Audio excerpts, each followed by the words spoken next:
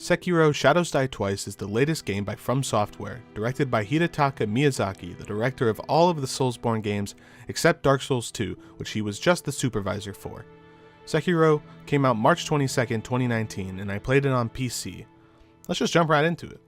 Unlike the previous Soulsborne games, the story in Sekiro is a lot more pronounced and easier to follow. I personally believe the story is really interesting. While with the other Soulsborne games, their stories are definitely less pronounced.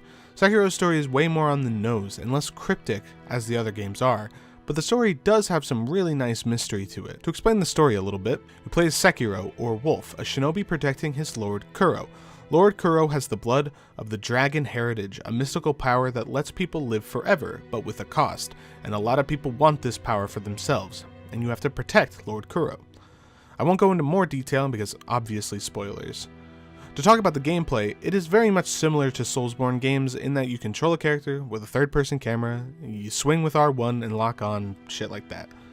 I've seen a lot of people getting upset that some are comparing Sekiro to the Soulsborne games, but I don't really understand why. All of FromSoft games that have come out recently have been Soulsborne, and this game is basically no different.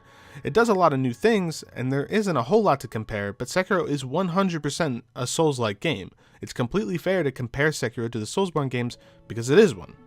Let's talk about what the game does differently. The biggest mechanic that's different from past games is the deflect system. So when fighting an enemy, it's very important to deflect their attacks because that will do posture damage. Inflict enough posture damage and you can kill that enemy.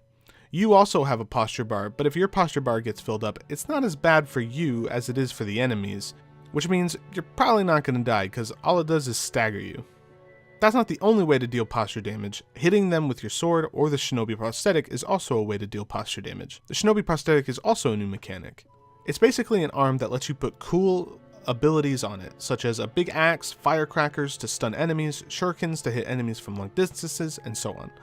You can have a total of 3 equipped at one time, and it's really fun to just switch on the fly and use wildly different abilities against enemies. The first problem I have with this system is that I'm not a huge fan on how the shinobi prosthetic has a limited amount that you can use. You have spirit emblems that are basically the ammo for the shinobi prosthetic. My problem with this system is that I don't think some of the tools you get should be using spirit emblems. Like, I understand there is a limit for the shuriken, but it feels weird that I can't keep using the axe because of some limit. It's not like I ran out of axe, it's still there. But it's also pretty annoying that you have to buy a lot of the spirit emblems yourself with the sen that you get from killing enemies. If the only prosthetic tools that used spirit emblems was the one with an obvious limit like shurikens or firecrackers, it wouldn't be as annoying to buy spirit emblems because it's only used for certain tools. It's not a huge problem, but something I felt was important to talk about. And since we're talking about things I have a problem with, I have a huge problem with the fact that there is no armor or different weapons. It wouldn't have been hard either to put that stuff in. For armor, it's not like it would change the game in any way. It's just a cosmetic thing.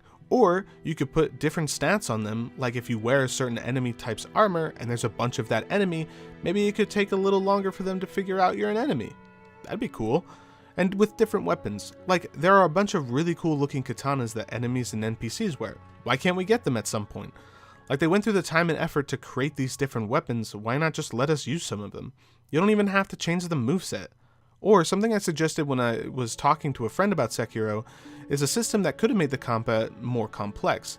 If they created a system where you have heavy katanas, normal katanas like the one you already use in the game, and light katanas. Having 3 tiers of katanas that can be used for different situations, I think that system would be really cool. Like, say you're fighting against a really fast enemy, then maybe you should use a faster katana. I don't know, maybe this system would create issues that I'm not seeing, but it's just really disappointing to see all these cool armor and weapons that you can't interact with. But that's really the only problems I have with this game. I think the main core gameplay is really satisfying. I do find that when I beat a boss, it does feel different, and I think that's because the game doesn't have any stats that you can farm to get stronger. If you want to beat a boss, you really have to do it with purely your skill.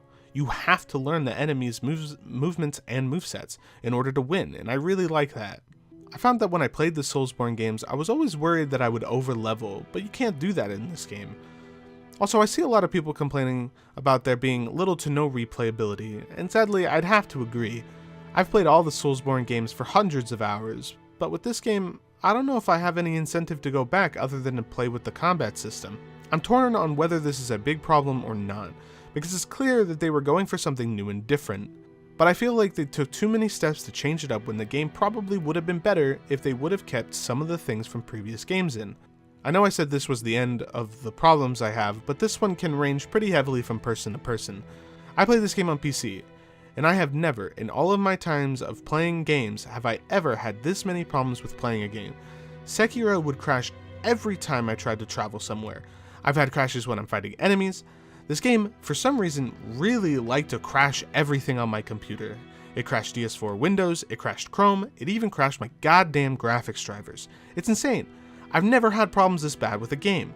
Now I'm bringing this up so that people know about it, but everybody will have different takes on PC performance because it is so wide and varied. So I know I complained a lot in this video, but I do really like this game. I think the combat is really fun and satisfying, the world is fun to explore, the bosses are really fun to learn and beat, the shinobi prosthetic is a fun gimmick to play around with, the story is a lot more interesting than I thought it was going to be. I think if I had to rank my favorite to least favorite Soulsborne games, with Sekiro included, it would probably go in this order: Bloodborne, Dark Souls 1, Sekiro, Dark Souls 3, Dark Souls 2, and Demon Souls. Well, that's about it. Get this game if you enjoy a challenge or are a fan of the Soulsborne games.